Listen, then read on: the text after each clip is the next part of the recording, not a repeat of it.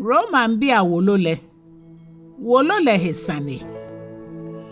Paulo Wolo ni Enumɔ emaje Roma mbile. Enumɔ kona eke asa agbe eto sramo na eto enyake ibaya asra asafo le ye Roma le.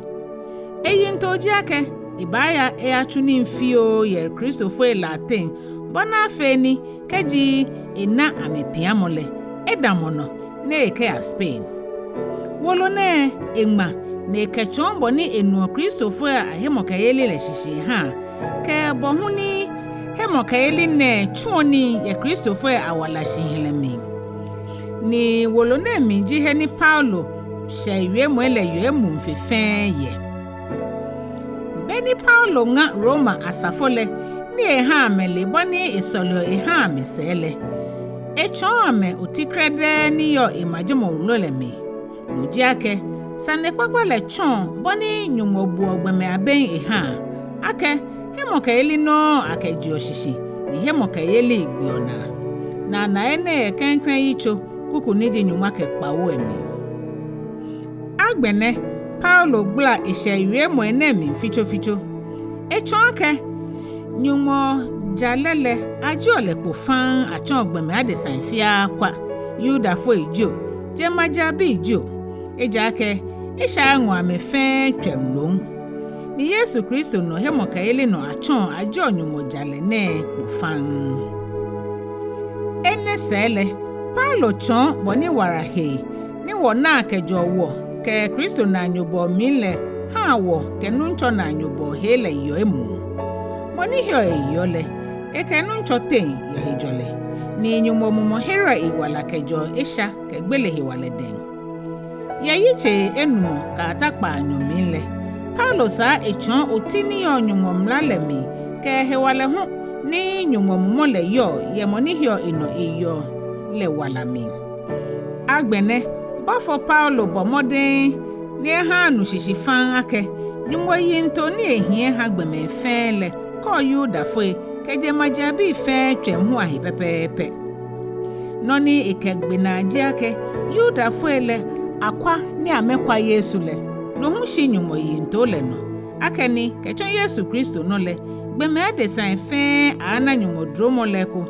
ni ehio iyo ake, yuda foe le kanhi amekwan Yesu kayang nano. Na gbele, Paulo chon bope ni sa ake Kristo foe aba ameji ameha. Titrile, ake amesumosumo amehe ya ame ka amehe na nyobo mi. Nibi poten Ekome aheni ewieji nyumo somo Kristofo agbena ya ameman ke ameson ameteam ke henile. Nane ke gbe Wolo le naji ledi enche ngamwe ke kokoboy ke nyumo yiji mo. Agbene ni ha wokwa Wolo emi njira mo. Mi mbote mo ke oti no ye Klɛŋklɛŋ Yitso Klɛŋklɛŋ kuku ka ta kuku niji nyuma ke Kpawo. No se yira hremoni he hia no ye Klɛŋklɛŋ Yitso kuku niji nyuma ke Kpaanyɔ ka ta Yitso Etɛ kuku niji nyuma Enyɔ no. Nyuma yira hremogbe no ye Yitso Etɛ kuku niji nyuma Enyɔ ka Ekome ka ta Yitso Ejwɛ kuku niji nyuma Enyɔ ka Enumɔ. No se wala he ye Kristo min no ye Yitso Enumɔ Klɛŋklɛŋ kuku ka ta Yitso Kpaanyɔ kuku niji nyuma Etɛ ka Nɛɛhu. Israel bi le ye nyumo yinto min. No Yitso Nɛɛhu Klɛŋklɛŋ kuku ka ta Yitso nyuma ka Ekome kuku niji nyuma Etɛ ka Ekpaa. Kristofo ajimba. No Yitso nyuma ka Enyɔ Klɛŋklɛŋ kuku ka ta Yitso nyuma ka Enumɔ kuku niji nyuma ka Etɛno. Na gbe na mu ke ngamoi. No Yitso nyuma ka Enumɔ kuku niji nyuma ka Ejwɛ ka ta Yitso nyuma ka Ekpaa kuku niji nyuma Enyɔ ka Kpawo eno. Agbene, nye ha wabo a Paulo Wolo ne Enumɔ ya ha Roma mbile tue. Klɛŋklɛŋ Yitso ngamo. Wolo ne jemmi Paulo Yesu Kristo chunlo ke bofo ni achele ni ajele ato aha nyumo Sane kpakpa le den. Sane kpakpa ne nyumo ewoheshi eto momo ye gbalo elana ye ngmale kronkron ilami. Sane kpakpa ne ko ebile moni ye helo gbe fanle ajede rishre le mi afolele he. ebine echemo mumole nale acho bohi ashitele no ajela acho yehewalemi ake nyumobi niji Yesu Kristo wonu nchole eno michomi na dromo ke bofo ni chumo koni mi haje majinle fe abohe mo kayeli letwe ye egbe lehiwo je majine ate nye Roma mbi hu nye yo nye meni ache ake nyeba fe Yesu Kristo menle mi ngmanye meni nyumo sumo ne chenye ni nyeji me kronkrongi ni yo Roma le fe dromo ke hijole ni je woche ngole ke nuncho Yesu Kristo denle ahanye faikpa mo ke shida Klɛŋklɛŋ mi cho Yesu Kristo no mi nda mi nyumo le shi ye nye fe nye hiwo ake agba nye hemo ke ile hisane ye jele mi fe eja ake mi da se fonyo ji nyumo moni mi somo ye mi momo mi ye ebile sane kpakpa le shemo le mi le ake mi fonko nye kai mo dan mi kpa faida ye mi sole mu ami ake ale no nyumo somo na le wose kole gbe aja ha mi ni mabanye ngolo eja ake mi hwe ake mananye koni mi ke momondro mo ke ni le kwa abahanye bona fe ni ake wajenye uji ake acho mi he mo ke yeli no ahyeje mi ni acho mi hu mi no le no ahyeje nyemi shi anyemi me mi suma ake nyele ake mi fo mi yinto ake mabanye ngo koni mi bana yibi Ekome ye nye hu nyete tamo mina ye je maji Ekome la tenle mi hie he la bi ke je koji ni le loy ke me ni le ni mfe anyomo mi wole mi hwe ake nye me ni nye yo Roma le hu mba jaje sane kpakpale ma chonye sane kpakpale ji nyumo hewale eja ake ihe gbo Kristo sane kpakpale he eja ake eji nyumo hewale ni akehere omo fe mo ni hio yo le iwala yuda fonyo le chuchu ke hela nyuhu eja ake no mi ajo nyumo jale kpoye ke jo hemo ka yeli mi ke ya hemo ka yeli mi tamobani angmale ake shi jalo ni cho hemo ka yeli no le ya na wala fo ni gbeme eye eja ake aji onyumo mi fukpo kejo nwen ke ba gbeme ni ke ni sha ni nchion anukwale le gbele amusubo ke ni sha ni le fen no aka ni nyumo he ni anya le ye fan ha me eja ake nyumo eji echu ame fan eja ake ehe ni ana eji ena no hewale ke nyumo ni eji le fen le ke jeje mbo mi mbebele achon eni ni efela no ayosio ni anafan no ewole amebe na jemoko eja ake amele nyumo mo shi amewo ehi enya ake nyumo ni ameda le shi hu shi amefe hwem ye amedwem ami ni ametwi iko sane sele ewudum amecha amehe ni leloi shi amechomo kwa shiai ni nyumo ni gbo la nunyanle amechake ameha gbomo ni gbo le suban henoko ke lo foji ke ko lo enaji ejwejwe cheme ke wa amoni ano no he won hu ni nyumo mwe amehe hamuji ni chumo ye ametwian akono elana boni afe ni amehwe amedi enche amegbemeche la hi eshi ya metea amenwo nyumo anukolele amechake anmale ni ameja ni amesomo bono le ye bolo le najia bolo ni ajole ke ya na anole amen ene hewo nyumo mwe amehe ha hegbejiani ya hehe dole eja ake adebo na anyubo ni atole ameye la chake hie eha no ni ke adebo gbejiano to eya ina ka no amehe le hu eshi ameye la se ni ameka kono ni na wa nyu amede ncha amehise ni hi ke hi chu hegbejiani ni amena ametomo le henyomo wo ni sa ye amede nche amemi ni aka ni amebu aka esa aka ameli onyumole no ho mwa amehe ha dwemmo ni esa koni amefe ni bi ni esa meni eyimo bobo keni ni eja agbefe efon femo he jomo ni fonji ani ameyimo to ke heche awuyeli be shishumo nye ameyo ameho sheku nyumbo nyeloe meni hie somo echonloe shanloe nofon henga chonloe folo anoto egboloe meni behe nile pamo minkunloe mene domohe mene na mobo amele nyumbo mlale kredene ake meni chona kainile sagbele shikele je femo keka me fio shimon amena meni chona kainila he mishe hu Yitso Enyɔ nyumbo jale kojo mole no ewole bo ofe moni kojo ole obe na aje moko eja ake be me ni okojo omukroko le ogbubode ncho hefo eja ake bo ni okojo ole ochu na kan ni le no shi wole ake nyumbo kojo mo ni ba me ni chu na kan ni la noja bo gbomo no okojo me ni chu na kan ni ne ni ofio na kan no le ani osusu ake bole ohe aje nyumbo kojo mo le mi alo obu emehile ke ishime ke trishi to baba ole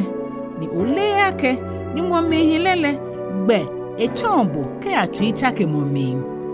shi oko twi wale ka ohe no hwale minti aminfu na oha ohe otonyumo minfu gbile no ni ebachon eje ejale kojomo le pole le ebawo mo fe mo nyomo bonisa enuchumo ile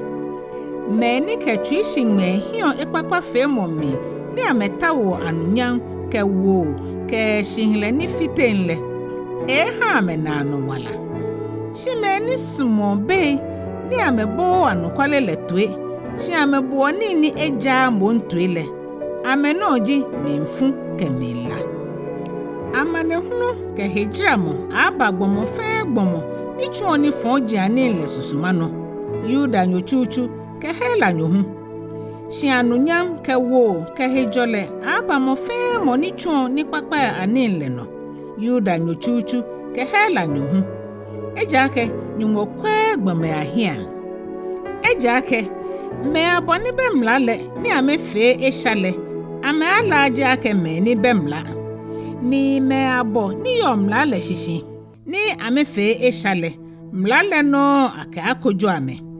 ejake je mlale nuloe jijaloe ye nyumo hie shimo mlale no yeloe ji me ni abu ame ake jaloe ejake keje majiabi ni bemlale ke ame fomo nsule chum lale na nile ame ni ame bemlale ame ji mlaha ame di encha amehi ame ni fe mo ni chon ake angba mlale nu chumole ye ame twi ame ni ame he ni lehu yodase ni ame dwemo flo ame na ka ame fe no ni ehi alo eju ame na ka ame fe no ni hi ene baba me bino ni nyumo acho Yesu Kristo no akojo gbeme atemo nile ye misani papale nale yuda foi kemlale shikaji bole achobo yuda nyu ni okohe fom lale no ni oshan fon nyumo no ni ole suomo na nile ni ole ni ejake ajemlale mi achombo ni obuohe ake oji shilafo agbechon lo keme ni yodun mi le ala ke meni le ni achoselo ke abifabi achon lo ejake oye ni le ka nukwale he mfuni ke demlale mi bo ni ochon me krokome anile ochon bodi encho he ni oshio ake akaju shi ojuo oka ake akafite gbla shi ofite ogbla ohia magai shi ojuo Solomon wele ni bo ni okemlale shanle okemlale no tomo le gbe onyumo heguo ejake angma ake ni he wonle ayu onyumo gbe le he musubo remo ejemajin la ten shi ka yomlale no le kule keti afo he ese namo shi ka afo he mlale no tono le oketi afo le echofo shi ka di fo lo le yomlale gbenala no le ani abun efo le akeketi afo ni helo gbefan folo le ni yomla le no le akojo bo ni ohie mla ni anmale ni afo keti ahun no fe ohi mla tono le eja ake je mo ni anale eponogbe ake yudanyo do ji yudanyo ni asan je no ni anaye kponogbe ye gbomocho lehi ji keti afo shimo moni je yudanyo ye mingbele ji yudanyo ni twi min keti afo ji no ni achon mole no afo shi je mlale no ni eije mole je gbeme ango shimo nyumo ngo Ejwɛ Yitso Etɛ bela agbene meni yudanyo kefe me kroko me mo alo mese na moyo keti afo mi ifa egbe fe gbe no keke no jake atu nyumo wie mole awo ameden shi kama ko me he yele meni ani he ni ame he ame yele aha nyumo anu kwale yelile afe yaka da bida nyumo le ke gbomo fe amale lopo lele ja efe anokwafo tamobani angma le ake boni afe ni anake o Sane ja ye owie moelami ni oyekuni ye okojomo le mi shikeji woja ni woja le ha nyumo jalele ji opole te wo keten aso nyumo no eja keje mi fun bawo no le mi wi ake gbomo da bida eja ke keji nakanile te afete ni nyumo akojo jele shi kemi male mole ha nyumo anu kwale le fa keteke ono ha enunyan le meba mo ni akahe akojo mi ake eshafe lo ani je tamo boni afo Sane afo wo no ni Ekome ko ye wo he ake wo ke ake ya ha wa fia efon koni ekpakpa aba le na kan me la fo bu le jape jaloko be bele meni ani wo yuda foi wo hife me kroko me je na kan kra ejake wo flo yuda foi ke hela bi fe ana momo ake ame fe ame shashishi tamoboni angmale ake jaloko be mo kome flo be ni loloko be mokomoko be ni ta onyumo segbe ame fe ame gbafa ame bublu ame hi ame ha noko mokomoko be ni fi ekpakpa mo kome flo be gbonyobu na agble na ji ame senle ame ka ame lile shishi omo shipan ana ebo ya ame na abu lomo ke jomo eya ame dan obo ame he yo ya ke la shishu mo hi ekpatamo ka reho ya ame gbe ya no ni hejolegbele amele ni won gbe se mo ko be ame hi shagbene wole ake nibi fe ni mlale kole meni omlale shishile ekeyu ko ni mokomoko akana na abu ni jemu le fe ayefo yenyumo hi eja ake adamo mlale ni chumono abu gbomoko ben ye hi eja ake mlano achon aliono niji esha jale nije hemokayeli minle shi agbenele ashimlale se aje enyumo jalele kpofan ni noho dase mlale ke gbalole yiyo noji nyumo jale na achon Yesu Kristo no hemokayeli no ake ha me fe ni hio yiyole ejake sroto kube ejake me fe sha ni nyumo anunyale eboame ni aka edromole buame ben yaka ke chon pomo ni yo Yesu Kristo mi leno leje mo ni nyumo je to ake patamo no ke chon ilale no hemokayeli no koni ikaje ijalelepo ye ehie ni ekun efon eshai ni afe sale ano ye etwishi mmemi lehewo koni eje ijalele echon ye bene mi ni eye ben ni ebumo ni hio Yesu no yo le hu ben agbene meni no wo hwan awofon noko be memla no achon no chumo anole no lo dabi shimo ka eli mlale no mo achon no ewole wo buake himo ka eli no achon abu ogbomo ben shije mla ni chumo ano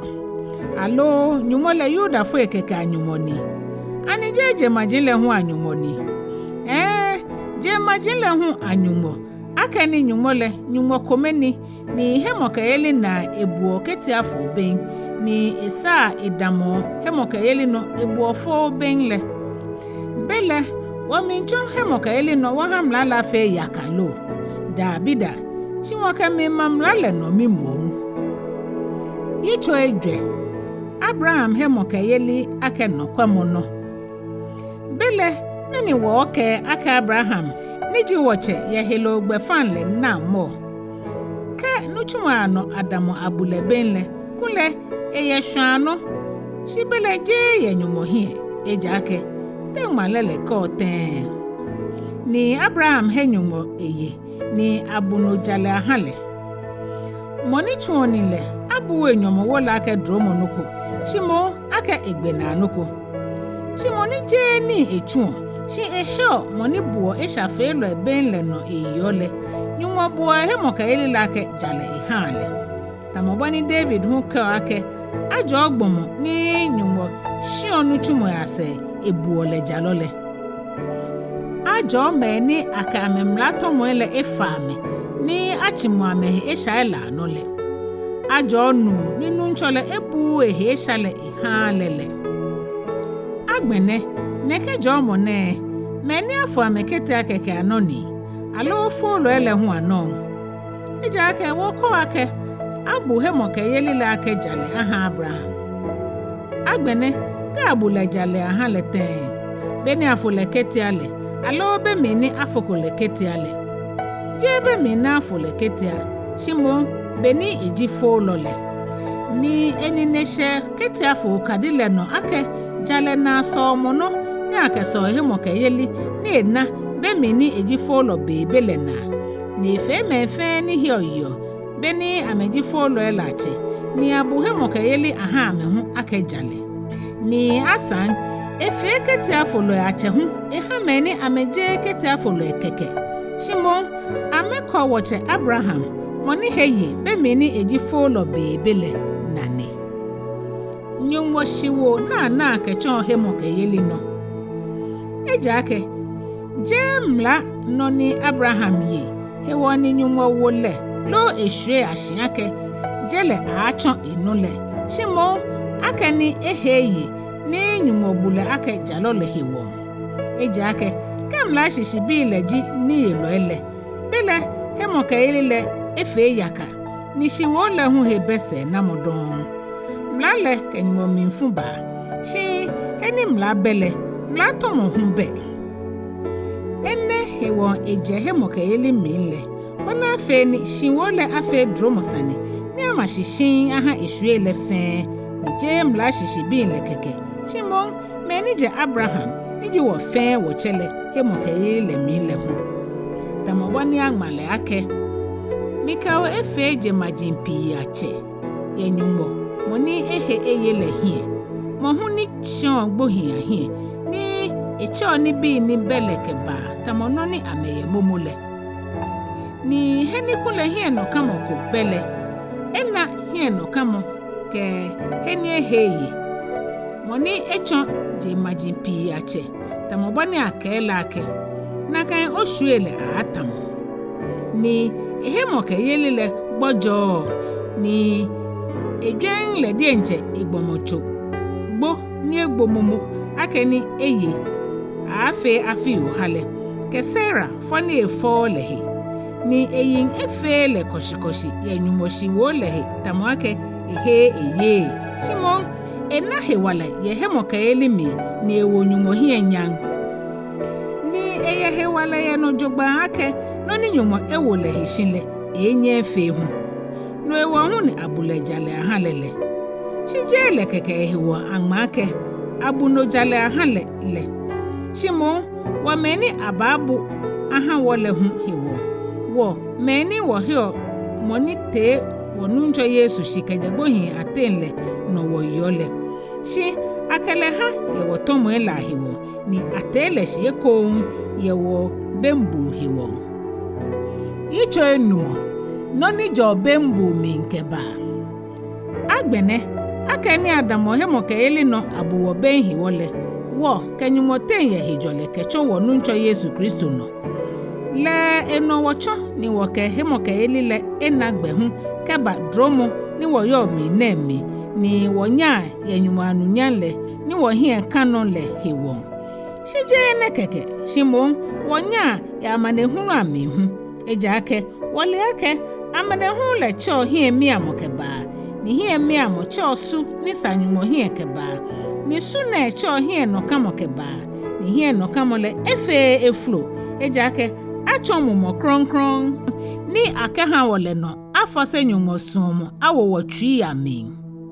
ejake bemi ni wo hewa le bebe Kristo bagbo ye be ni same ehamani efe nyumo sumo na anile ejake ekpakpako dani moko agbo aha jaloko ni mokpakpako hiwole ekole moko ashi echichi ake egbo shi nyumo jole dienche esuomo neke sumo wole shi chon ake bemi ni woji eshafe lo ele bebe ni Kristo bagbo ye wonajian no ewole agbene ni abuwo benye ilale hiwole achweno ahrewa yiwala keje minfule miahu ejake kebemi ni woji henye lo ele ni akenyumo bile gbelele bakpata wo kenyumo tenle agbene ni akpata wo tenne ahrewa yiwala ye wala le miahu shije no keke shiansan wo hwa wo fonyumo no hu ye wonuncho Yesu Kristo mono nicho ni agbene wana kpata mole hiwo Adam ke Kristo agbene gbomokome no eshacho ke bajelemi ni gbelecho eshano keba bonife ne ni gbelele chenge gbemefe ejake amefe shale esha eje dani aham mlale shi aka mlabe hiwole abu eshale hi akonta kenle gbelele ye manchekeje Adam yino kebashi Mose yino ye mepo nefeko esha nitamo Adam no tomo lano Adam nije moni baba le mfonrile shinyo modromo no ke no le tamo shigbe mo no le ejake kamo komele shigbe mo le hiwo ni me pi le gboile ni modromo le ke no ni chongbomo kome niji Yesu Kristo le dromo no le bale fa keteke no ha me pi la ni shoto ya nyumo no ke no le ke esha ni chombo kome no ke bale mi ejake mokome he esha ni akujole ehebu amole fe fobu shi dromo ni jeme pi anotomo mile chombe mbu ejake ka mokome shigbe mo le hiwonje ni gbele chon na kan mokome le no ye manchele bele meni ena dromo ke jale no ke no ni faketake no acho mokome ni ji Yesu Kristo le no aye manche ye wala mia no ewale agbene tamobani acho mokome shigbe mono abu gbemefe fole na kan no nke acho mokome jale no abu gbemefe awala ben ejake tamobani acho gbomokome le to egbelele no aha me pi chomo eshafe lo ele na kan no acho mokome le to egbo le no aha me pi hu acho mo jalo shimla le babotemi koni no tomole afaketeke no shi heni eshafa yele dromo le faketeke no yejen koni bono ni eshale ye manche ye gbele mile na kan no dromo le acho jale no aye manche ke anano wala mi ye Yesu Kristo wonu nchole hiwo Yitso Ekpaa esha be wono hiwale don bele te wo kete aso waka hewo hi eshale mi koni dromo la fa da bida wo ni esha gbe fanle wotama ne gboile te afeten ni wo hi akamo ye mi lolo alo nyele yake woteme aboni abaptist wo awo Kristo Yesu minle egbelele mi abaptist wo awo no ewole ake baptist mo ni abaptist wo awo egbelele minle efun wo kelefen koni tamoboni ate Kristo shikeje gbohin ate ye chele anunyam nale na kan no kan wo hu wo nye ye wala hemi ejake keji wokele efe Ekome ye egbelele he no le minle no le wokele afe Ekome ye shitele no le mi hu ejake wole ne ake asen wo gbomocho momole kele koni esha gbomocho le hi apata ni waka somo esha le don ejake gbomo ne gbole eye heye esha den shi ka woke Kristo gbole ohi owo yake wokele ana wala hu ejake wole ake ni ate Kristo shi keje gbohin ate ne egbondon gbele na inohi wale don ejake ni egbole esha hiwo igbo shi kome pe shi ni ehie ka ne Nyɔŋma ehie ka eha naka enyehu nye buanye he ake me ni egbo ye esha gbefan ni amehie ka mo ha Nyɔŋma ye Yesu Kristo wonu nchole me no ewole nye ka ha esha me ya nye gbomocho ni bagbo le no manche ni nye bole tue ye kono ele ami ni asan nye kenye he ni le aka ha esha ake esha le tawuni shimo nye kenye he aha Nyɔŋma ake me ni he eche keje gbohi ate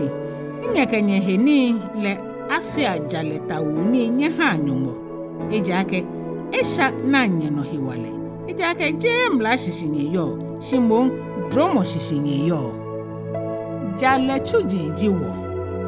bele meni aso wo fe esha ake ni wo bemla shishi shi dromo mon shishi wo yo le da bida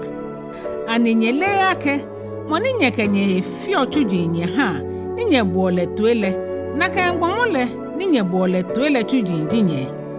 esha nikemo ya gbele mi le chuji njio alo tuebo nikemo ya jale mi le chuji njio shi da ha Nyɔŋma ake kunle sale esha chuji nye shi agbene nyeje nye tui fia mi nye boneke chomo ni akenye ewo mi ne tue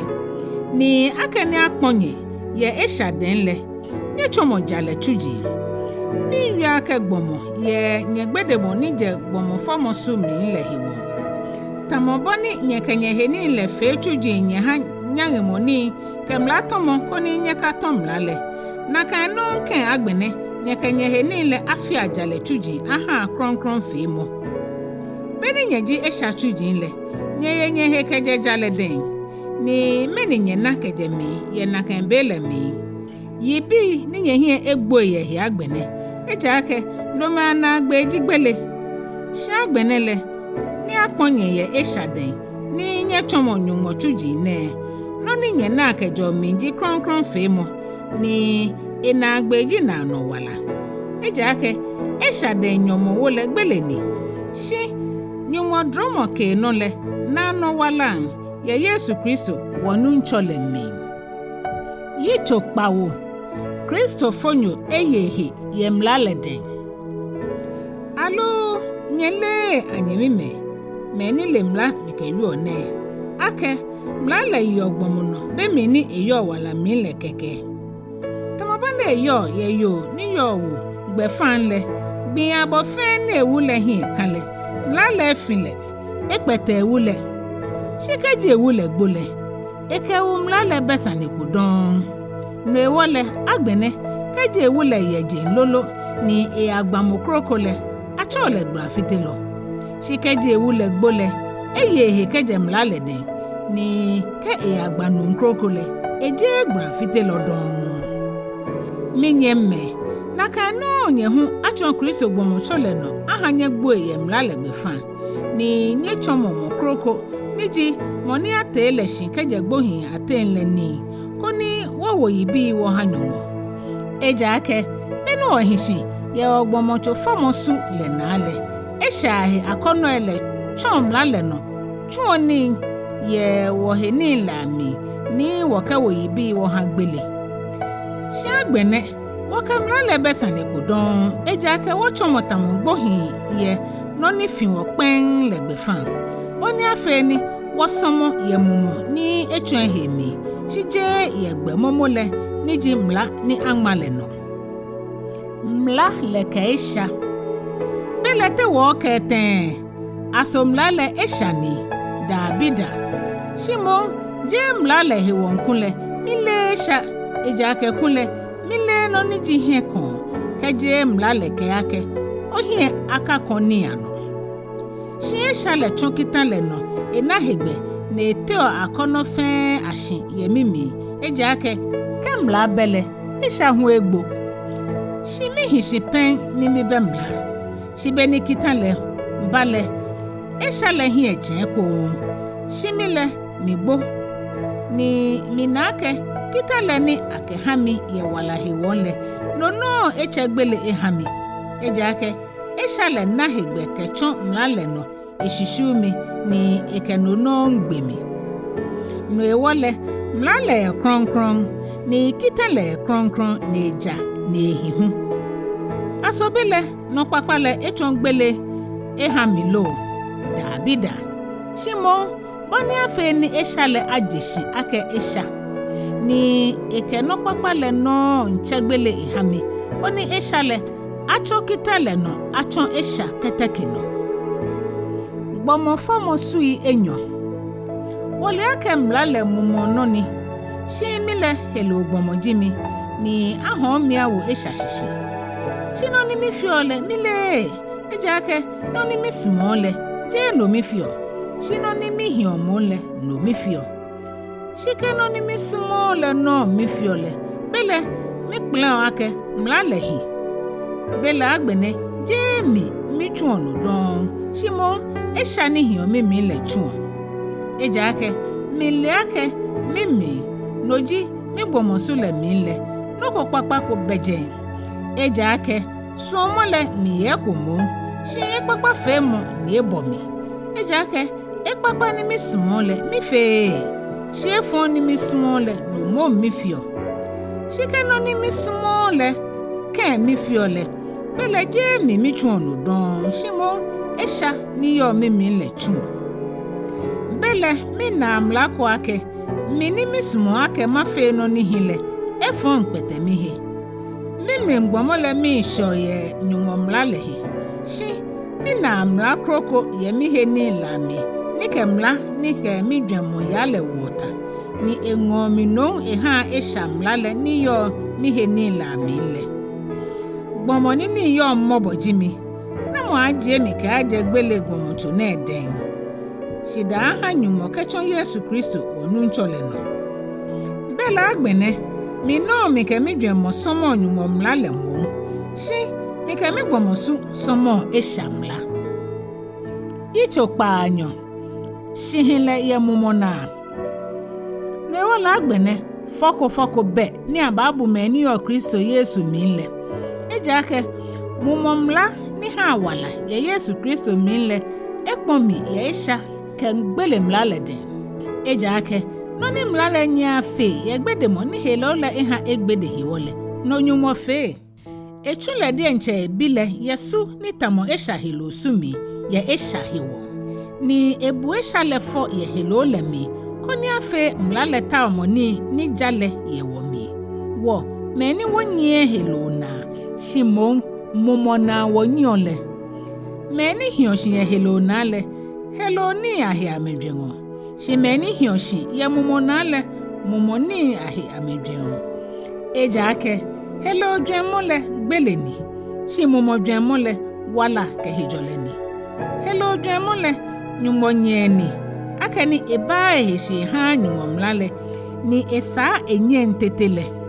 ejake meni hioshi ye hello mile nye nyumohie amesa nye hishi ye hello na shimo mumona nye hioshi ye kaji nyumomole hionye mile shika moko be Kristo mumole bele je Kristo no jile shika Kristo yenye mile nole bomochola egbo ye eshahi wone shi mumole hieka ya jalo ni abunyele hiwo shika monite Yesu shika jagbohi atenle mumole hionye mile monite Kristo shi kajagbohi atenle aha nyegbemeche ni ba agbo ele hu ya na wala ya emumo ni hionye mile hiwo no hewole agbene anyimi me nyoji achemejiwo shije helo le nyomo hie ni wo hishi ye helo na ejake ka helo na nye hioshi yele nye ba agboi shika nye ke mumo le gbo helo le nuchumo ele nye hie akamo ejake me aboni nyumo mumo le kpla amele ameji nyumo bi ejake je nyon mumo nye na ni aha nye shegbe yi eko shimo mumo ni ha me chomo bi ni ha wo bo cho nyumo ake aba ata le mumo le de nche ke wo mumo le yo udase ake nyumo bi jiwo ni ke bi jiwo le bele ni yelo ehun jiwo nyumo ni yelo ke Kristo na ni me ni yelo ka jiwo kele na amane hu le koni awowo kele hi enyanhu wose anyunyam eja ake misusu ake mene amane hunu ile ke anyunyam ni wose abaje po achon wole ye egbo eja ake bo ni le ke gbekwamo pepenpen mi menyumo bi ile akpojie mole eja ake bo ni le ewo yakayaka ni ashishi je ya medienche amesuomona shimo ya moni ba ameshile suomona kele ye no kamo ye ake bo ni le dienche hu aba ha me ya mehi keja fitemo ni yu amenyon le shishi kaya nyumo bi le anunyan yeyeli le mi eja ake wole ake bo ni le fe kemo ni amekomo abashi amrone shije amekeke shimo wodi enche tete wo ni wo yo mumo le Klɛŋklɛŋ yibile wodi enche hu wo kemo ye wo mi ni wo ko agba ake wo ba chomo bi noji aba pon wo ogbomo chole eja ake hie no kamo na ahere wo iwala ye hie no kamo ni anale eje hie no kamo eja ake na mo hie kan no ni enano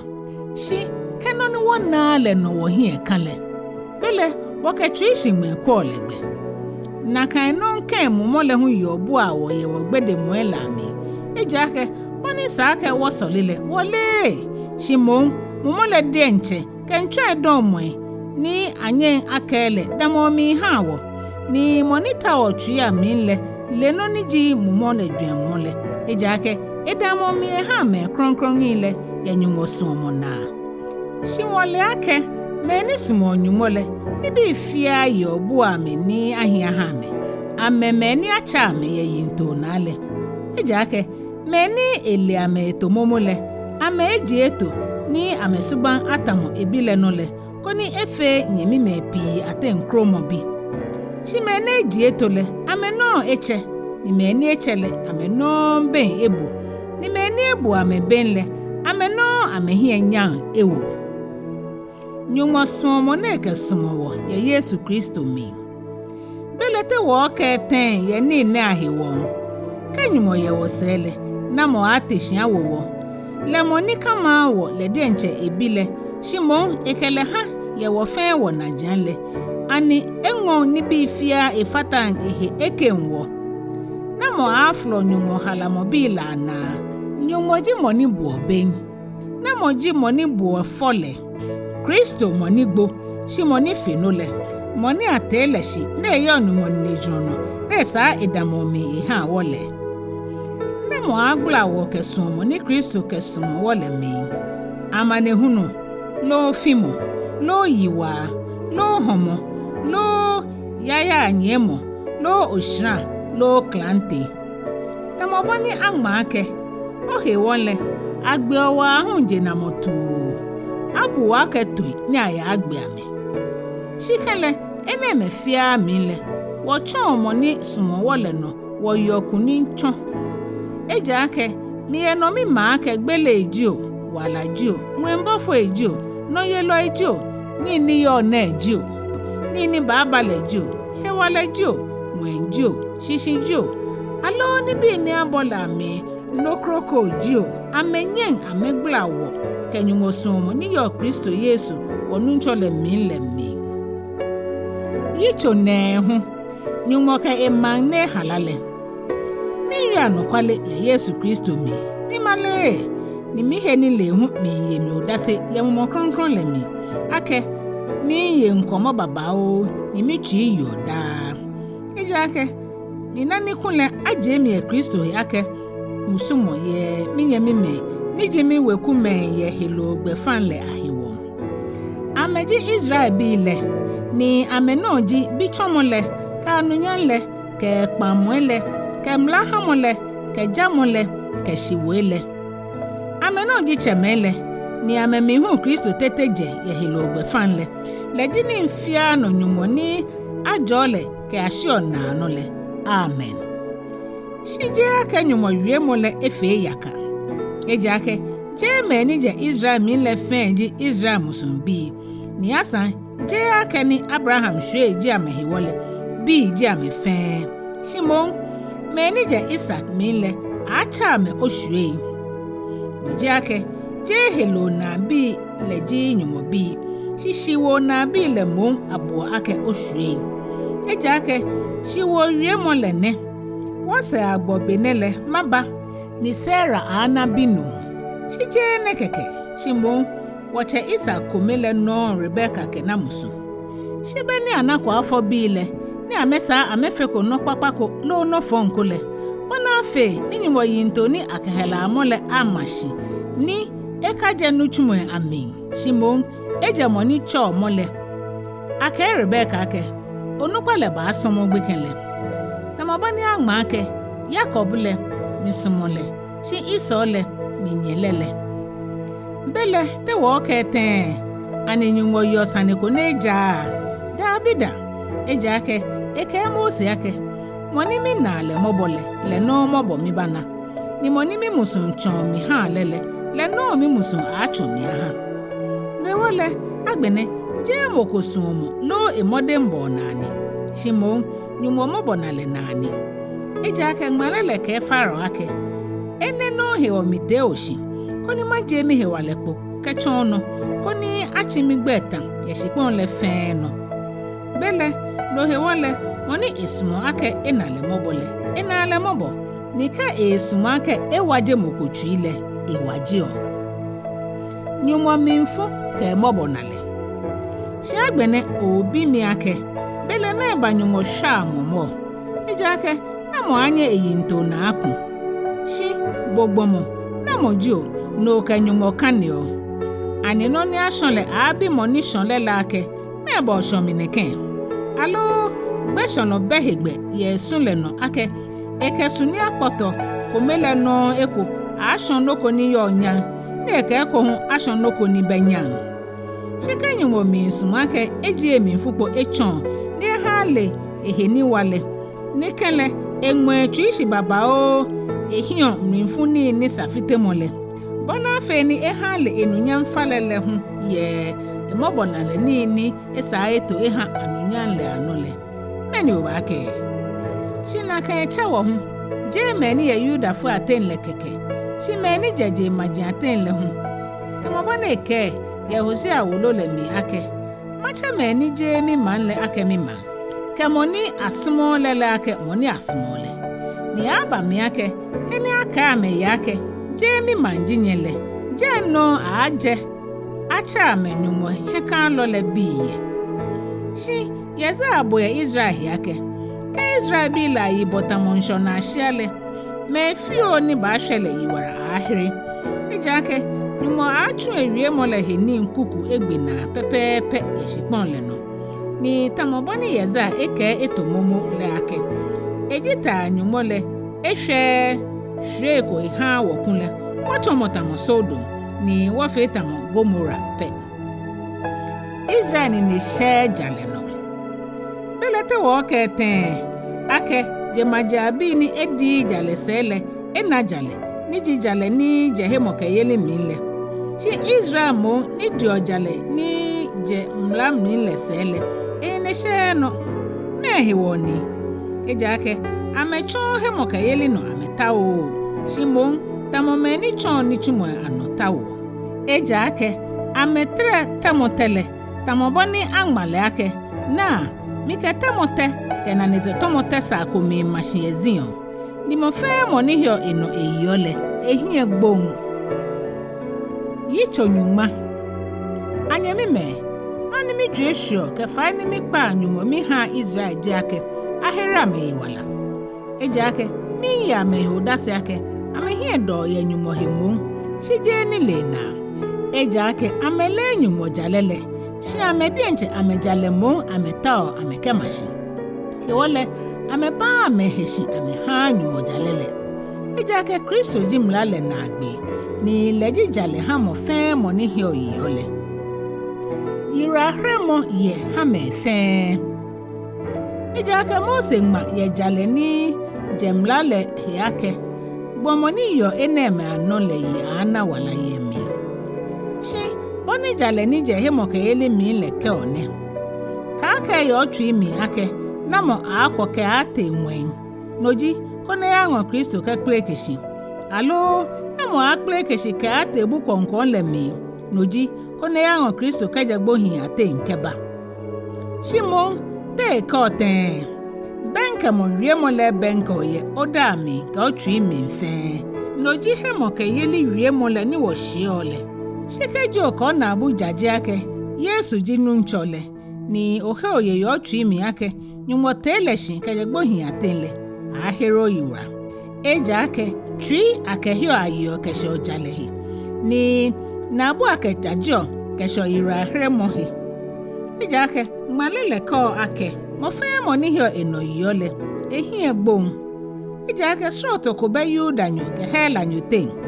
eja ake nuncho kome amefe ameyo ni ache hunji le ha mefe ni bocho lele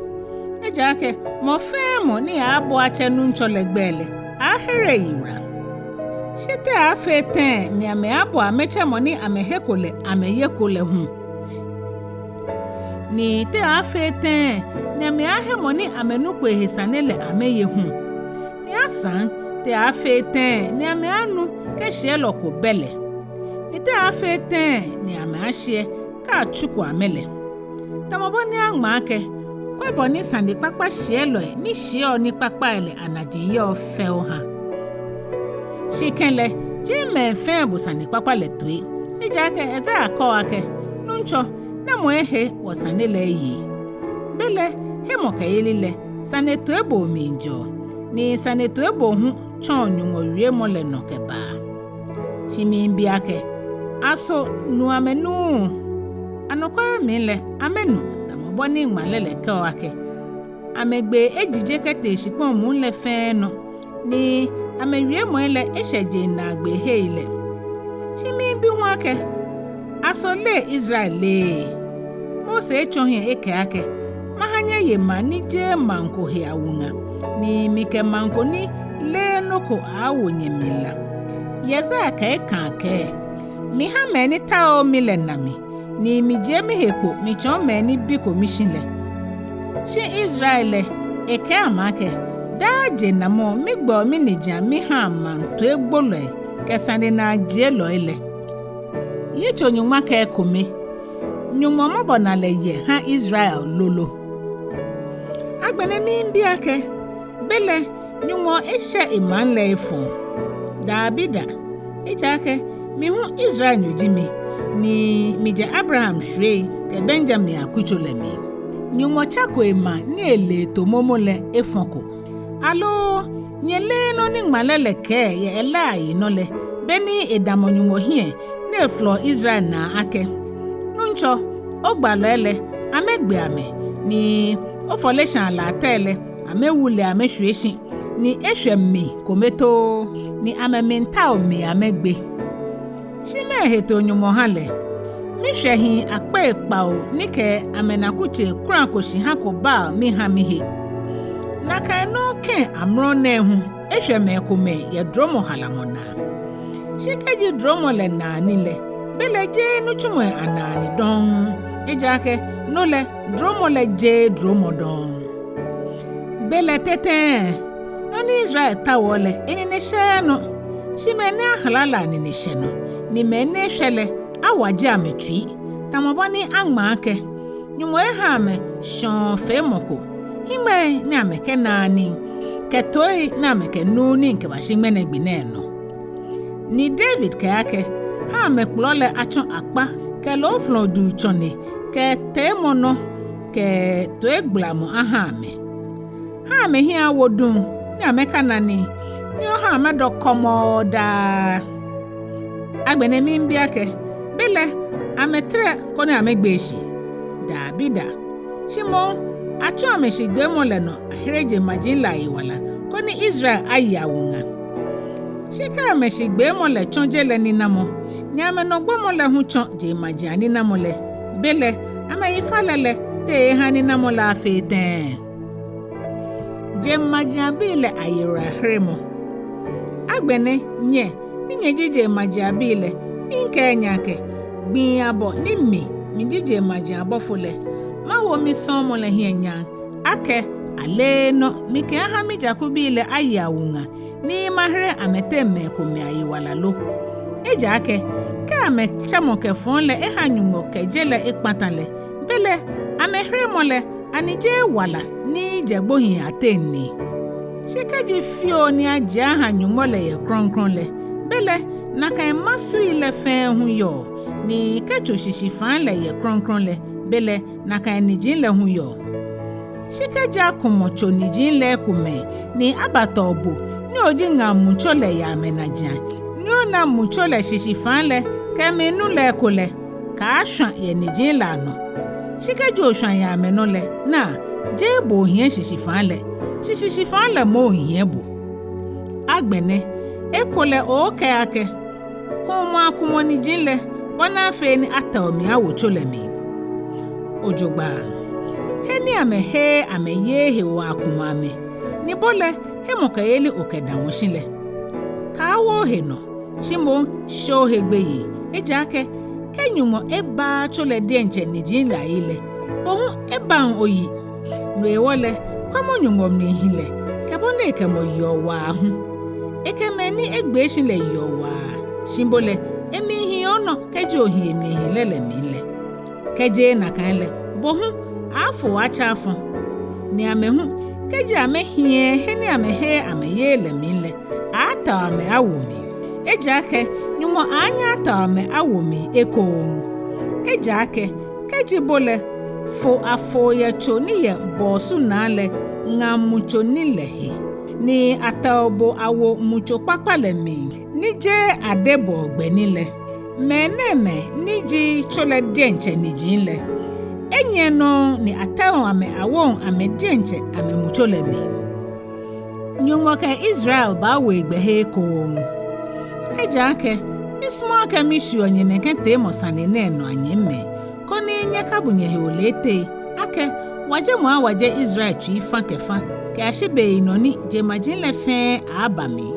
ni nekegbe no acho ahere Israel fe iwa tamoboni angmale ake jelo la ajezion aba na ebaje no shafe moye Yakob echefo ni eneji mi ka mete nkpa mole ake maji ame eshaile ke ate yesane papalegbe fanle henyela ji ame yenye hewo shi ya halamolegbe fanle asma me ye chemela hewo ejake nyumo sha ehe ye dromo nile ke echamolehe ejake tamaboni sale nyehu nyebo nyumotwe shi agbene ananye mobo ye ameto egbelele hewole na kai no nke amehu agbene ameto egbo koni boni ananye mobole amehu na amemobo ejake nyumo enga mo me fe aye woto egbelemi bona fe ni ena me fe mobo nyumo ije mo ao nyumo ni fale kenga kenile mi nkole ekojo mo ele anye shishiana na egbele hu anye se mo aja ejake namo le nunchole dwen mole alo namo ewole nga pen alo namo echohie ehale noko nikule atole na jian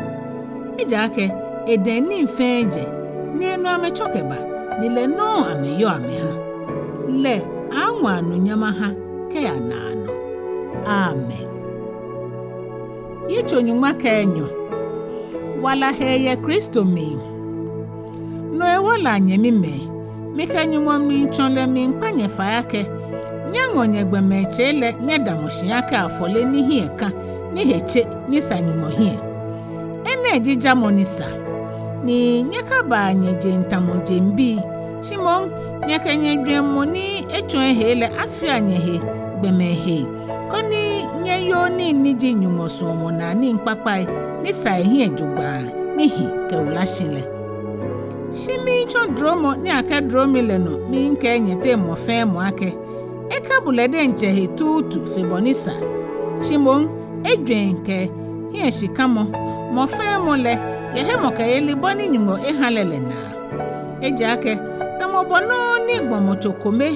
hele woye heni mpi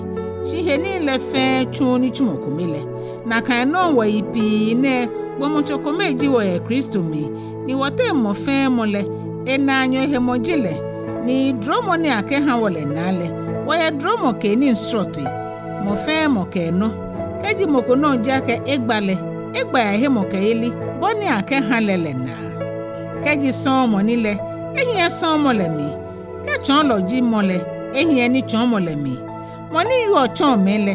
ehien wie mo ke chon mole mi moni ke ni mfio ejun le efe ke twi kron moni yo nupale ebomoden moni na mobole efe ke twi ju jemba ni sanyumo hie so mole usato aka himi nyehia efon kra nyekpeta ekpakpa he nyekenye mime asum ni nawa asum anyehe mo fe mo acho hie ekewo aha enanyo nye modem bole na akabashi nye mumole he adoala nye somo anu nchole nye nya ye hie no kamomi nye mi anye hie ya mane hu mi nye hie asolumo minda nye ha me kronkron ile ahia mole afi anye hu nye hia mo nye bo agbofe mo he modern nye jo ameni wa nye ile nye jo ni nye kalomwa nye kemeni nyala nya nye kemeni fola afua nye dwan nye he dwan mokome nye ka dwan he no wo mo dwan mo shimo nye ka he shibalo ele aboa nye ka boa nye he nile loy nye ka efon akata mokomoko efon naja nye dwan no ni yo fel ye gbemefe ahie nye toa ke ahole ye nye gbefanle nye ka gbemefe ahie ahie hejole mi suole nye ka to anye denche nye he wele shimo nye ngba nyumo mi mfulegbe eja ke amake mi no jo wele to mi mato naja nunchole ke no ewole keji homo mi ohenye lole hale ni eye keji kuma mi yelele hale nu enu eja ke kofe na kenle obo abu angai ke lana ohwe ite ka ha efon mi onokuni shimon oke ekpakpa femu aye efon nokuni Yitso Nyɔŋma kete heshiba ha mano yeloe mo fe mo abe heshia ha hegbe ni yo nole eja ke hegbe ko be ni je nyumomo eje hegbe ni yo le nyumoto no ewole mo fe mo ni kun hegbe le nale nyuwogbeja no to le ete oshishi ole ni me ni te oshishi ona kan le ana amekojomo eja ke lumele amehebegbe ye ha mo ni fio ekpakpa shi hamoni fio efon mbo shikeji otao ake no yelole he ahigbe yi aha ole fe mo ekpakpa ni ona ije mo yeden eje ake nyumo solo jile ye ohiwo koni ahia ho shikeji ofe efon le shegbe ye eje ake je yaka ehie chile shi eji nyumo solo ke wele tolo ni ha nyumo minfuba moni chuo ni fonjin anin le no nwewole saka ba heshi je ye nyumo minfule keke hewo shimo henile hewo hu ene hewo ni nyechuo oni ahule eja ake nyumo chujinji ame ni neke somo ne no he ameyo boni ji mo fe mo gbenale nyefi anye hale mono ni ji oni ale nyechuo onia mono ni ji tole to mono ni ji gbe eshemo mono ni ji wole wo suomo jimlale no yeli nyeka hia mokomoko nyomo ake ja suomo ni nyeka asmosumo nyehele eja ake oni sumo enanyole eye mlale no ka wurashi eja ake keja ake ka afitegbla ka aju ohia aka kan nokono ni kekita krokoko hu yele fe honeke wie mo ne niji somo na nyotomo boni osumobo de ncho helemi somo efe enanyo efonko hewole somo pe jimlale fe no yeli mlechale benke ninyele ne hu noji bele aka mlechani nyeke ateshikaje wo mile eshe ejake waira hremole ebenke agbene fe chuchu beni wo hewo yele nyonle hoita ni jecheremo ebenke no wole ni ha woji adumi ni chumoele woshua ni wowola tawunile ni ha wonya afefe oboni sahwane je ye danu momi basabasa femo ke dan to mi je adwamambo kenyenye ntwebo mi je be kawuna yeli mi shimo ni wanu ncho Yesu Kristo tomodama inyeka ha helole no dwemole mi ncho helole sedi Yitso Nyɔŋma ka Ejwɛ ka kojo nyemi moni ji gbedelo ye hemo ke yeli minle ye hira la tu shinyeke la aka kojo a ye susumu ahi moko ye hemo ke yeli neke yo no fe no shi moni gbedele hwe keke eyo moni yo le aka gbe moni yele higuo ni moni yele aka kojo moni yo le ejake nyumo ehere la tu na mojo no kojo mokroko wenu edamoshijio egbe shijio lede nche enu ncho saneni shi edamoshi ejake nyumo ye hewale ni eha edamoshi moko gbo ogbi ko fe gbi kroko ni moko humbu ogbi fe gbi pepepe mo fe mo ale no krede ni jile de nche Ejwemo ye nehe mo ni bo ogbi titri ko le ncho le hewe fio moni yo nile nunchola hewo eyo ejake edanyu moshin ni moni ye nile nunchola hewo eye nile hu edanyu moshin ejake wote moko hia kan ha le de nchehi ni moko gbo ha le de nchehi shikeji wo hia kan le nunchola wo hia kan wo ha ni keji wo gbo ehu nunchola wo gbo ewo ha ne wole wo hia kan ju wo gbo eju nunchola ni jiwo ejake enehe won Kristo gbo ni eteshi ni ehi eka bona afe ni echon gbo hin ke he kan lo efe anuncho shibo meba okoju onyemi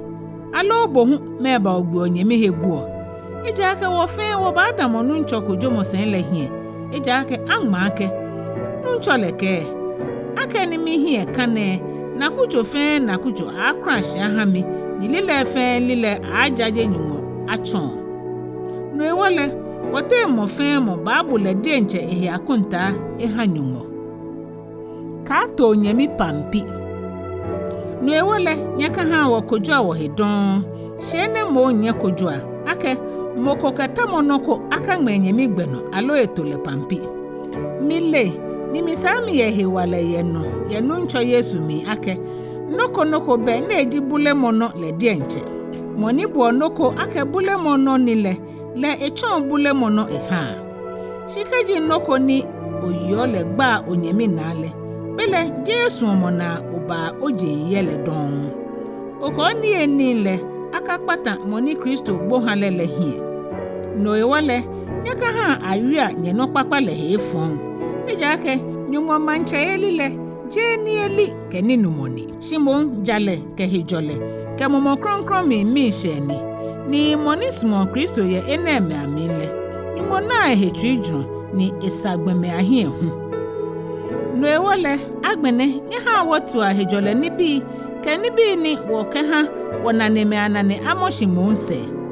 ka afite nyumo ni chumole ye ni eni nkohiwo nibi fe hechene shikele ejie fon ha gbomo ni yo eketo pampile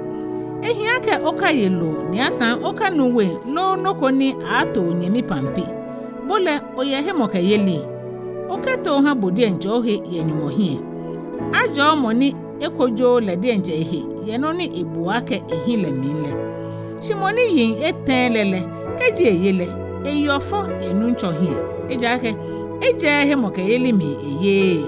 inofeno ni je hemo ke yeli mile eshani Yitso Nyɔŋma ke Enumɔ nyefia no ni asa nyanane me ahie wo meni wo yo hewalele esake wo ke meni be hewalele agbomotrele pe ame ni wo he akasa wo de nche wo hie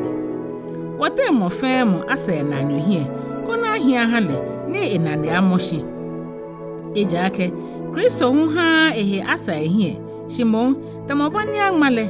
meni bo ahra boile eba kamino ejake nibi abo ni agma atomumule agma nechon woni koni uko hie miamo ke malela mi shejemole anahie no kamo ni nyumoni ha wonyo wo hie wo mia ne shejo wo mile ahanye na dwem mokome yenyeten tamo Yesu Kristo koni nyeke dwem mokome ke na abukome awonyumo wonu ncho Yesu Kristo chele hie nyang Sane kpakpale ye ha Yuda foi kejemaja bi fe no ewole nye here anyehe tamobani Kristo eherenye kaba nyumanu nyale mile shiminke nyake Yesu Kristo son lo ha Yuda foi le ye nyumanu kwalele hewo koni ekema shiwe ni awochemela nomi ni jemajinle awonyumo hienyan yamobona lehiwo tamoboni angmale ake ene hewole majioyi ye jemajiaten ni machogbeta mala ni malele sake nye jemaji nye ke manle mi afle anye ni asan nye janu nchole yi nye jemaji fe nye kafuale nye maji fe ni asan yeza ake isha shishifale aba mohuni ateshi koni eba ye jemajin la anole le no jemajin le ke amehi afu Nyɔŋma niji ohie no kamole ke mishe ke hejole fe awonyo bobonbo ye hemo ke yelimi koni nyana hie no kamo ni atake no ye mumo kronkron hiwale mi no hewoni Paulo ke ka ma Wolo ne shanye mi dienche hu mi hio mi yo krede ye nyehe ake nye dienche hu ye mo bobonbo ke mle hile ni le fe eyi mo nyeto ni nyenyo nye wi onye chon nyehe hu Mika kampi ngula sanjine Ekome mi hanye koni mika kanye ye dromo ni nyumo ke dromi le hiwo koni micho Yesu Kristo son lo mi hanje majinle ni micho nyumo sane papa le heni aka osofu ni je majinle achomo afole ni sehi ejogba ni achuhe ya mumo kronkron mi no ewole mi ya hwano ya Yesu Kristo mi ya ni micho mi hanyu le hiwo eja ake Mikan ake mawie noko ake janoni Kristo chomino ichu ehaje majinle atoebo ye wiemo ke ni femo ni ami ye okadi ke na pe ni ahewalemi ye mumo hewalemi boni fe ne ni mi je Jerusalem mi boleshia onke ashi ilirikum ni mi share Kristo sani papa le mi gbina no ni mi ke mami hie titiri ji ake heni achiko Kristo gbe tayele je majaje sani papa le ye Bona feni mika atwa mokroko shishitono Shimon tamobani angma le ake meni ajaje ko ehsane ko achonko amele ameana ni meni nukole ameanu shishi Paulo to yake ya Roma ede no echimigba hu ni mi bako nyemole shi agbene ake ni mi benoko chumo ye bi eni andon ni mi sa mi jafi pi mi ntawake mi ba nyenwo hiwole Befe beni mafagbe ke ate Spain le mabanye nwo eja ke mi hia kanu ake ke mi hole mi ba kwenye hie koni kaji mi na mi she fio ye nyenwo twenle ni aje mi gbeke aje shi amone mi fagbe ke mi ya Jerusalem ni mi asomo kronkron bi le eja ke Macedonia kakaya fe ke tridron echu oniako ka kronkron bi ni yo Jerusalem la te ohia fo ile Tridron na mefe lele mu shiasan amehi amenyomo ejake keje majinle ena amemumo ni papa ele ekole bele esaka amehu amekehelo ni papa ele ekwa asomo ame no ewole kamina migbe enena mimeso ne ke yibi ne anami ha amele baba chonyenwo ke a Spain ni miliake kemi banyengole Kristo sani papa le mi njomo fale mi mabaye Shimi nkpanye fa anye mime ya wonu ncho Yesu Kristo hewo ke mumole sumo le hewo ake nye fata mi ke ple ye nye sole mo ni nye sole onye ha mi ye nu ncho hien le ami kona je mi ye me ni heye ni yo Yudea lade ni me somo ni mi ya somo ye Jerusalem le asame kronkron ni la hien jogba koni ye nyumo somo nale mi ke mi sha abanyenwo mi ba wo mi twi ye nyenwo Hejole nyumole kenye fe ahishi. Amen. Yitso Nyɔŋma ke Ekpaa. Ngamoy ke kokoboy. Minje wonye mi yo fibi. Niji kenkrea asafole sonlo le yimahanye. Koni nye hrele heme ye nunchole me. Bonisa me kronkron ile. Ninye fata ehi ye nichumo fe nichumo. Ninye he hiale ye mi le mi. Ejake edenche hu. Eji me pi ke midi enche hu mi yeli ke bualo. Nyanga Priskila ke Akila. Nije mina ne menu chulo ya Yesu Kristo minle nye hami. Ameka amehewo gbele mi ye mi wala hewo. Nije mi keke mi da ameshi. Shimon je majila mi asafo ele fe hu mi nda ameshi. Nyanga asafo ni yo amewele hu.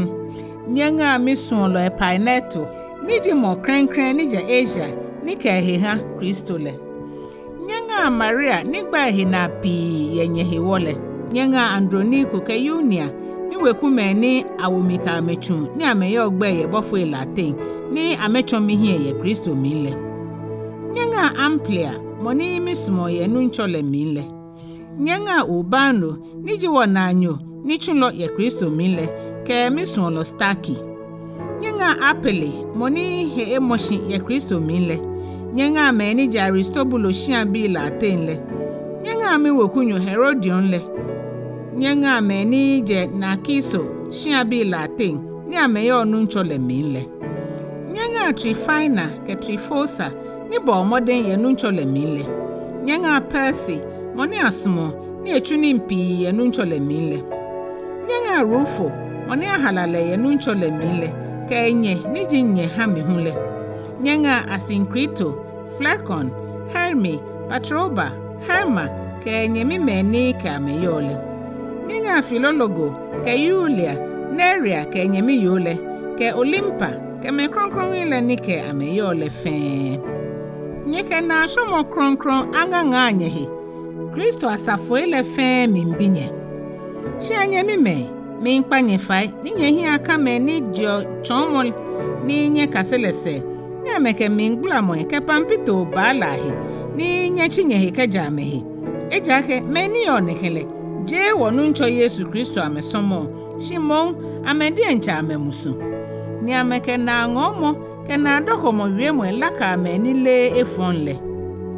shinye to ebole me fe nuhe no ewole ina nyehi mishe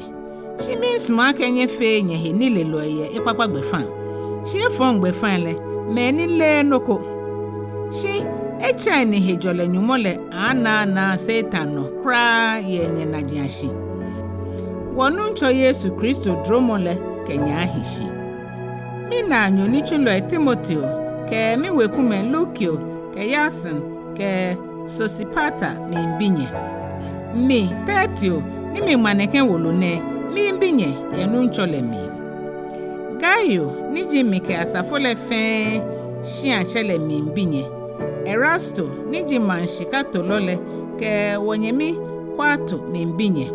wonu ncho Yesu Kristo dromole kenye fe ahishi amen nyongo yijiemo shimoni anya hanye fishishin yemisane papale ke Yesu Kristo shiemole na yetemo sane ni akete kejena no be bele pojemo na temo sane ni agbenaji achon fan ye nano nyumole famona ni achon gbaloele anmalele ano achita achon je majile fe koni amebo hemoke ile le tuele na le nyumoni jini le lokometo le anwanu nya hale ya Yesu Kristo mi ke ashinano amen Paulo Wolo Nyɔŋma imaje Roma mbile ina agbene